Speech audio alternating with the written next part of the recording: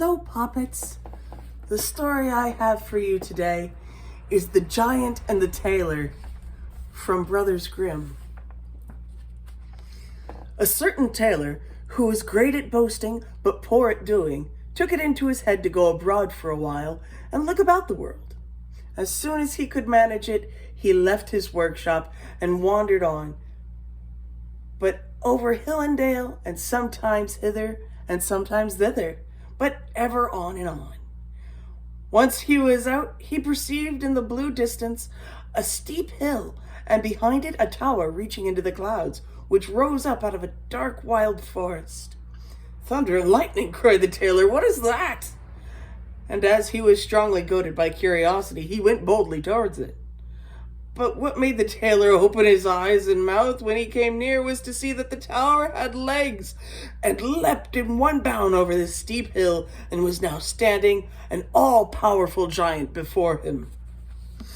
"What do you want here, you little fly's leg?" cried the giant, with a voice as if thundering on every side.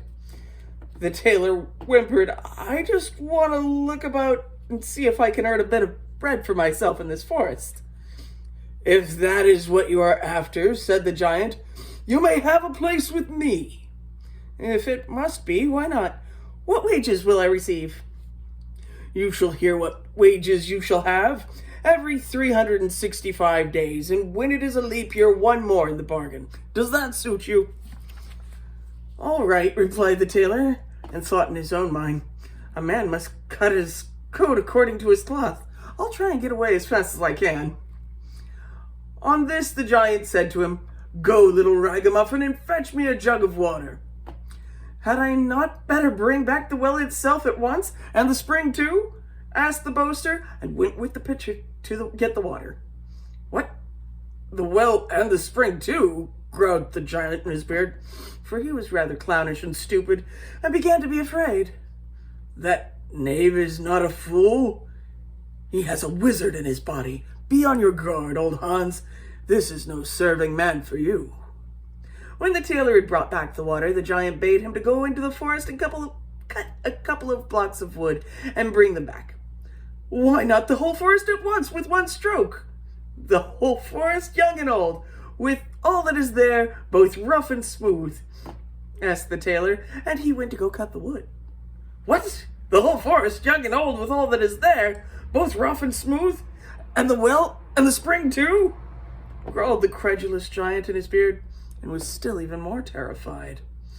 "The knave can do much more than bake apples, and has a wizard in his body.